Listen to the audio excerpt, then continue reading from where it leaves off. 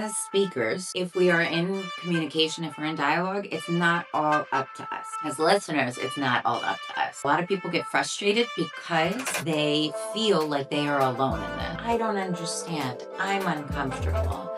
Or I can't communicate the way that I want to. I'm uncomfortable. We get frustrated with each other instead of recognizing we are all, in one way or another, a little bit uncomfortable. But even if you're speaking one language that you feel confident in with somebody else, you don't know what their backgrounds or their expectations are, what kind of a day they had. And so we need to keep all of this in mind before we are quick to judge ourselves or judge other people. So today we're talking about the responsibilities of the listener.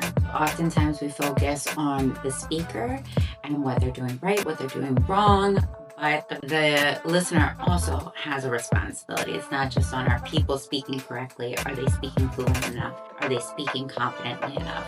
What about the role of the listener? I am Dr. Simona Rivera-Pagan. I am the founder of LUPA Talks, and in these weekly sessions, we talk about how language is learned, how language is used, and how we can reclaim our language so that we can connect with our family, our community, and our culture. If you like what you hear today, please like, share, subscribe, connect with other people within this community, and make sure to stay till the end because I always bring up considerations about challenges or different experiences we might have had, but I always like to end with a positive, so I always give you at least a few actionable steps of how you can make progress as the listener. So 3 items that we're going to focus on today are language ideologies, raciolinguistics, and native speakerism. And each of those could be its own video. So we're just going to kind of like do a little sample of each. Let's start with language ideologies. Language ideologies, there are many different ways that people can view language as a positive or a negative or anything in between. But one that I think is very helpful is Richard Ruiz's Language Orientations from 1984, where he talks about language as a problem, language as a right, and language as a resource. I mean, the titles really give it away, but language is a problem. The fact that you don't know what I expect you to know or what I want you to know, it's a problem that we need to solve for. When we are practicing our Spanish with our families, if we are heritage language learners, you're speaking Spanglish because you don't know. Your language is a problem. Your Spanglish means that you don't know Spanish. Not, wow, how amazing it is that you know Spanish and English and you can kind of intertwine them into this very unique language variety. So the view on it of language as a problem is it minimizes and restricts spaces unnecessarily. Language is a problem, language is a right. How are we thinking of your rights to language? Not only is it an asset, but that language gives you access to your home language and culture. So that is something that you have a right to. And because you are in this English dominant society, you have a right to also access this additional language that now let's bridge them together because you have a right to keep and you have a right to acquire. And language as a resource. Not only do you have a right to it, but I value it. It's amazing. I want you to keep it because not only should you be accessing English, but it's a beautiful thing to have additional languages. So language is a problem, language is a right, language as a resource. All of that plays into how people listen. So when someone speaks, are they viewing your language ability as a problem, or are they recognizing that your language, all of it, even if you are growing in your proficiency, is a resource and that you have a right to access it? So language ideologies are a way that listeners can engage with listening without you even knowing it.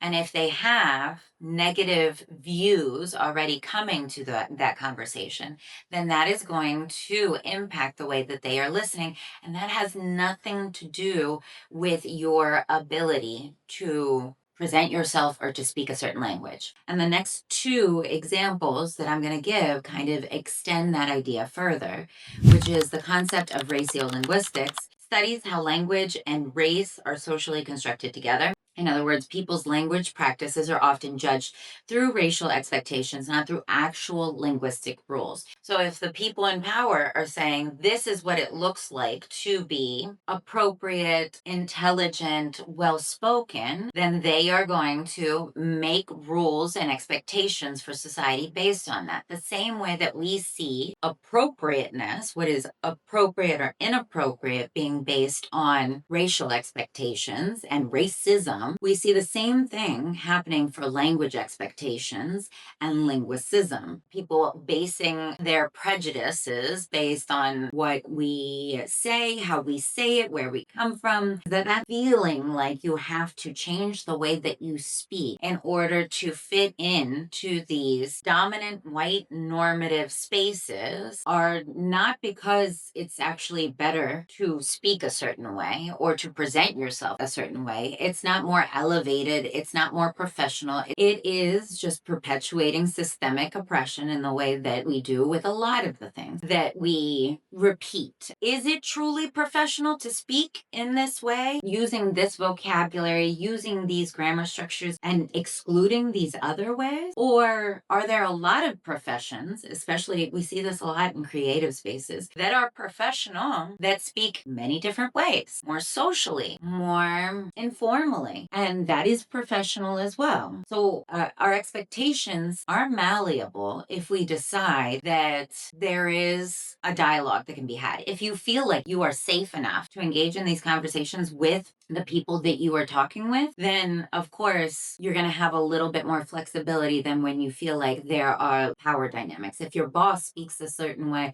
and you know that they have a limited mindset, then of course you're going to have to figure out a way to navigate and negotiate. But what I want us as speakers to know is that they have a responsibility. And if they're not leveling up and they're not creating space and they have that prejudice and those biases towards certain ways of speaking, then that is something that they need to work on. And we work around, not that there is something wrong with us. The same thing goes for this concept of native speakerism. Whew, it drives me nuts. In social media, people love to elevate, like, learn from a native speaker, speak like a native speaker, native speaker, as though like that is the epitome of excellence as speakers. The concept is basically built on this idea that native speakers are better language models, that they are correct, that they are better teachers, and that if you are not at the level of a quote unquote native speaker, then you are deficient. Here are some problems with native speakerism, and it's not to discount people who feel like they are proficient, they're confident, they're able to speak in their home language in a successful way that they feel like it has made them better communicators.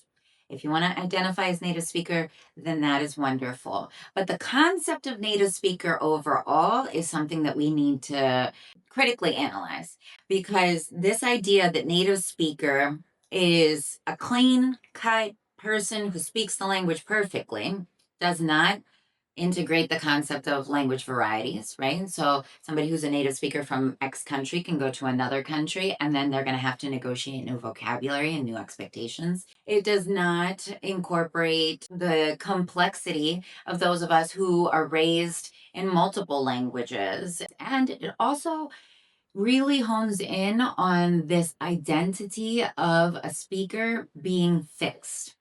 Anybody who has practiced a language, learned a language, lost the language, come back to a language, knows that you use it or lose it. So just because your first language, your dominant language was X language, does not mean that 20 years later, you are still speaking it in the same fluency, proficiency, confidence that you used to 20 years ago. Maybe you have moved outside of that country. Maybe now it is a complicated mix of languages.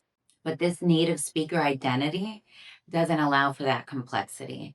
Instead, what it does often is put certain people at a pedestal, and often it's, again, people in power, monolinguals, so that they can maintain their power, right? If you are not speaking at this level, then it's just that you are not educated enough, you're not fluent enough, you're not right enough, you're not X enough. Language variation is normal, different dialects, different accents, different regional varieties, different social varieties, and they're not better or worse than each other. And so often these language assessments will put a bar of native speaker or expert speaker on certain varieties, regionalisms, X, Y, Z.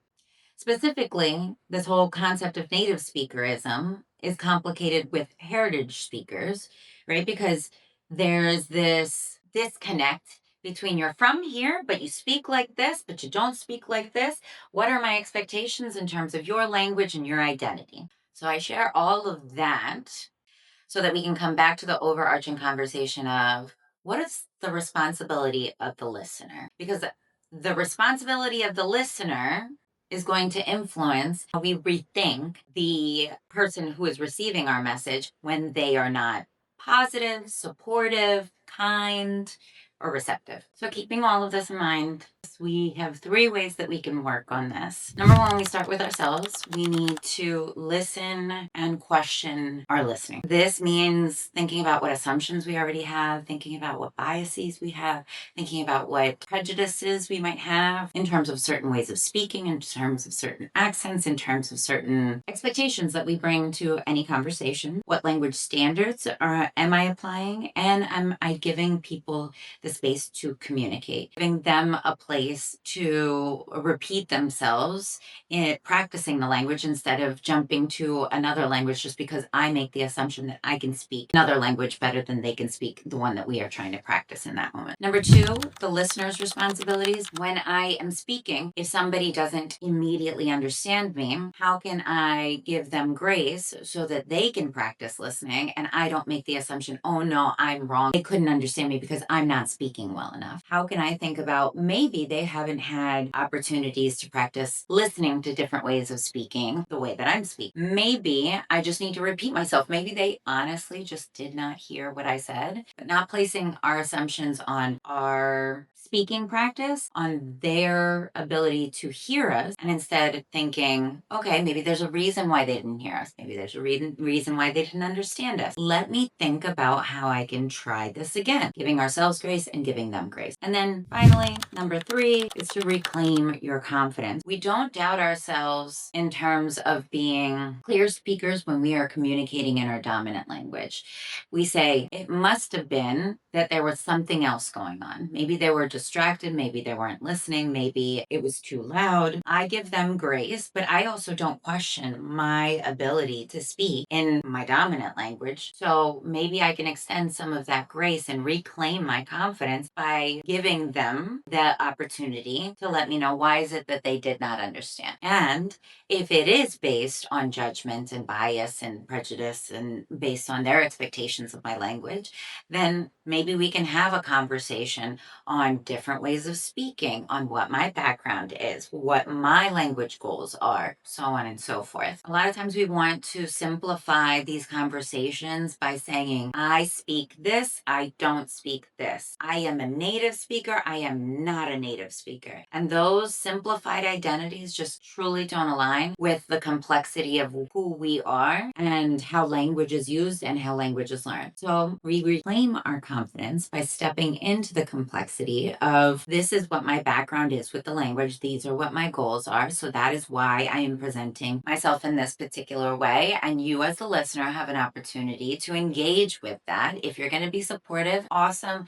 Let's practice together. If you're not, then maybe you're not the person that I should be speaking with. Maybe I need to speak with somebody else in this store, in this restaurant, in this place in order for me to feel like I am being heard. Because as speakers, if we are in communication, if we're in dialogue, it's not all up to us. As listeners, it's not all up to us. A lot of people get frustrated because they feel like they are alone in this. I don't understand. I'm uncomfortable.